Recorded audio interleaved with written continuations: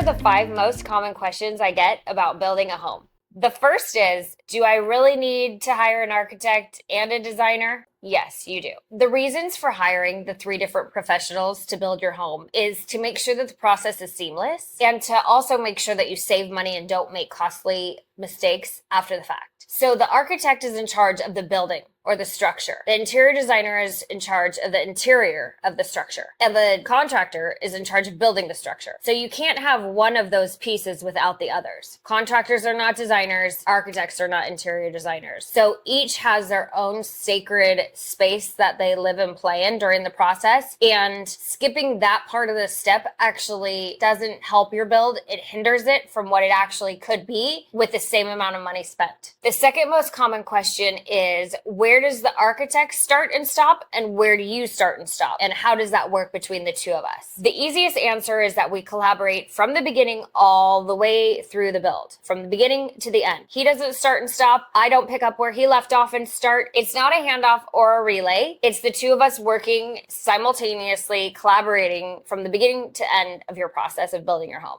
The third question I'm asked all the time is, well, so you have all the plans, you just hand them off to the builder, like we don't need you anymore. Okay, that is one train of thought. The designer cannot hand off to the contractor because there's checks and balances in place where the contractor is building the design intent from the designer. So if she stops, he's basically just doing what he would like, and whether or not that changes the plan and saves money or whatever those reasons are, your designer should be fluid along the process with you to make those choices and navigate you through so that you can value engineer and get what you want without sacrificing all of the hard work of the design. Another common question is, are the plans updated after the city of Newport or any city that you're working in has approved the plans? The answer is on a case-by-case basis. This isn't black and white. It's kind of a gray area. As we go through the process, sometimes the structural engineer comes back on site, sometimes the architect comes back on site, and we have to rethink some things where maybe there was serendipity in the design and building process, or maybe there was an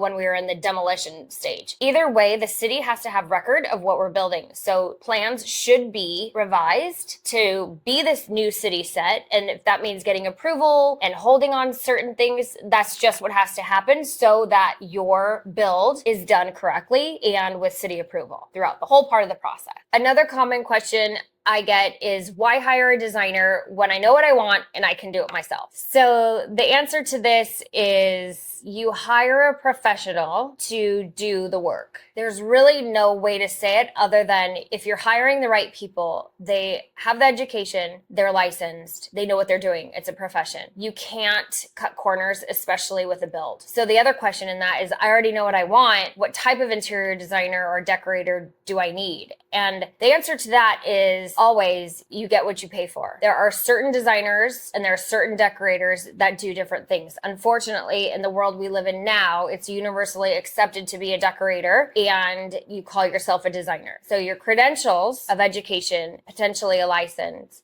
those give you the designer shingle and the hat. The decorator might have done her own house herself. There's a huge difference between the two, and really important, because the decorators can furnish a house, the designers design and affect the bones of the house. So you want to make sure that you're hiring a decorator if you would just like furnishings, which is great, and you're hiring a designer to actually affect change in your home rather than furnishing it alone. Another common question I get asked is, do I consult alone on someone who's already building their own home because they know what they want? Yes, that can happen. And I've done it in the past. I've done that for probably the last, forever, 20 years. I've consulted on people already building their home. The thing I can say is, yes, that's fine. It's an hourly fee, and you have to be very type A. You have to have all of your questions written out so you can get the most done in a short amount of time. The problem I see with that, as these homes have been built, is that yes, you're basically designing in a vacuum. So you're asking me questions like, well, what should this be? What should this look like? And I can give you like universal, this is what you should do. This is what, there are rules in design. The problem is though, when you go rogue and you do what you want to do plus what I've told you to do, and you're not exactly nailing it. So yes, you can save money by doing it that way, but you're actually going to compromise on the look and the feel, and it's not going to look at the end of the day like you had a designer. So saying you had a designer isn't helpful to my industry because we really didn't design the whole thing. And that's really what interior designers should be hired for. When it comes down to the project cost, how much is it going to cost you to build a home? So you have to think about where you are and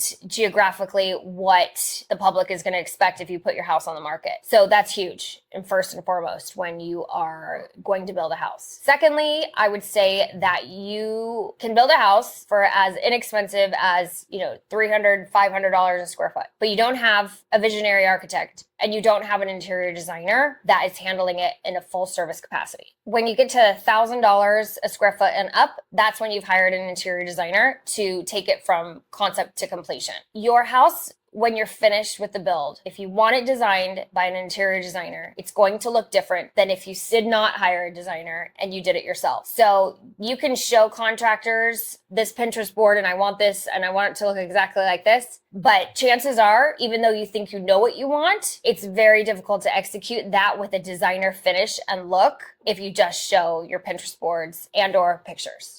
So you can assimilate this to cooking dinner. You can cook, you're great. You're not a Michelin star chef. You were not trained in it. So the end result is that although it looks the same, it tastes quite different.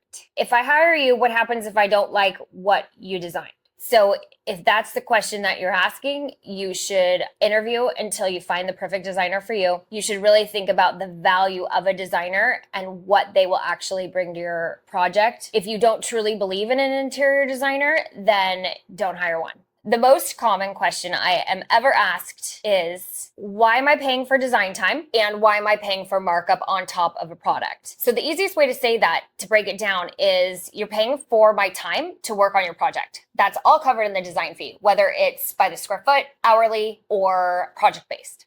The other way that I get paid is markup on products. Every single thing you buy is the wholesale cost plus a markup. An interior design is broken down so you can see the markup because the goods are expensive, but this is very typical and standard of business today. Everything you buy is at wholesale plus a markup. Pretty typical, pretty standard. When you see an interior designer's bill, you see the markup, but it's really no difference than you going to the grocery store and buying your groceries. It's the price of the product with the markup.